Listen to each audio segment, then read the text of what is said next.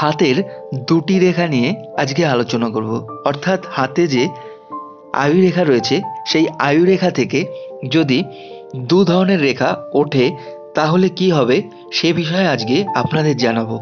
যেমন ধরুন, হাতের যে আয়ু রেখা রয়েছে সেই আয়ু রেখা থেকে যদি একাধিক শাখা রেখা বেরিয়ে গিয়ে সেই শাখা রেখা যদি হাতের যে রাহুর ক্ষেত্র বা পর্বত বা মাউন্ট রয়েছে সেই স্থানে যদি সেই একাধিক শাখা রেখা আয়ু রেখা থেকে বেরিয়ে গিয়ে সেখানে যায়, অর্থাৎ রাহুর ক্ষেত্রে যায়, তাহলে কি হয়।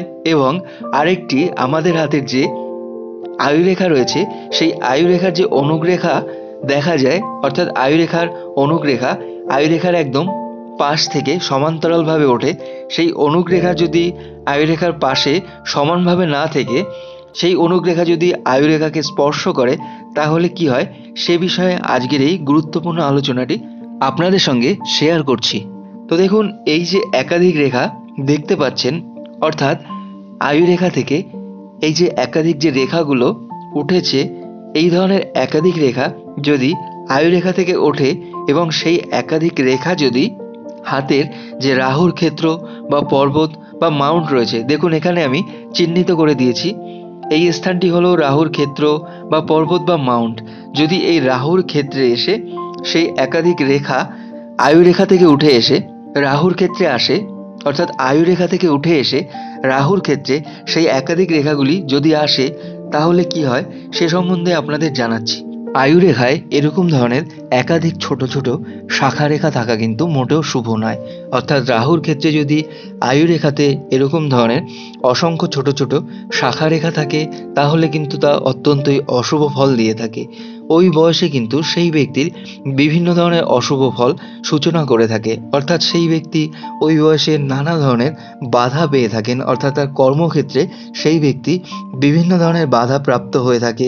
তাছাড়া বিভিন্ন ধরনের পেটের রোগ দেখা দিতে পারে, হজমে গোলমাল, অম্ল রোগ, লিভার সংক্রান্ত সমস্যা, তাছাড়া স্টোন বা পাথর দেখা দিতে পারে।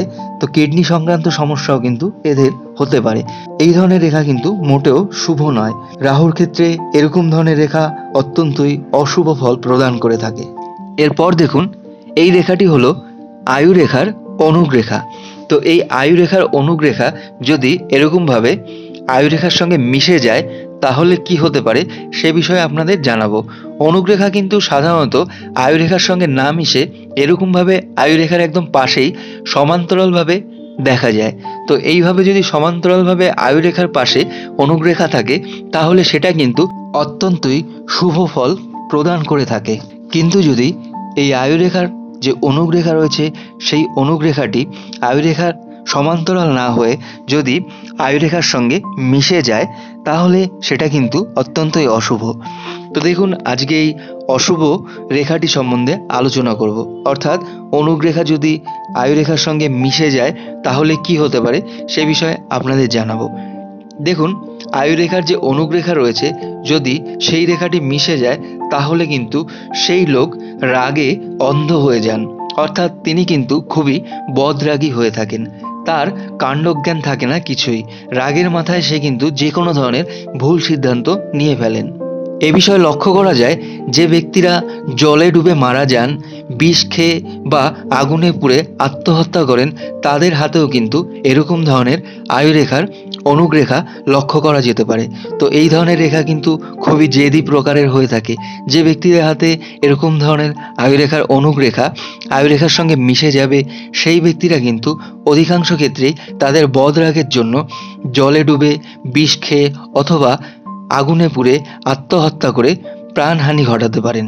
আর যে বয়সে আয়ুরেখার সঙ্গে এই রেখাটি মিশে যাবে সেই বয়সে কিন্তু এই কাজটি সেই ব্যক্তি ঘটিয়ে থাকেন। আয়ুরেখার একটি নির্দিষ্ট বয়স রয়েছে, যেমন 1 থেকে 100 বছর পর্যন্ত। তো এখানে যখন ওই অশুভ যোগটি ঘটবে, অর্থাৎ আয়ুরেখার অনুগ্রেখা যে বয়সে এসে আয়ুরেখাকে স্পর্শ করবে সেই বয়সে কিন্তু এই অশুভ যোগটি ঘটবে। যদি 30 বছর, 25 বছর, 40 বছর যে বয়সে এসে এখানে স্পর্শ করবে সেই বয়সে কিন্তু এই অশুভ যোগটি সেই ব্যক্তির জীবনে ঘটবে। তো বন্ধুরা, আয়ুরেখার দুটি অশুভ যোগ আপনাদের সামনে তুলে ধরলাম। আশা করি ভিডিওটি আপনাদের সকলের ভালো লেগেছে।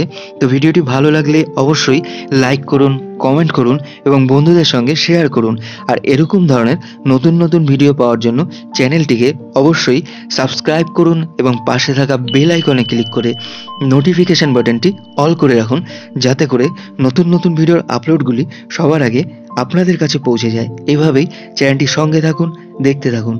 ভিডিওটি দেখার জন্য আমার এই চ্যানেলের পক্ষ থেকে আপনাদের সকলকে অসংখ্য ধন্যবাদ।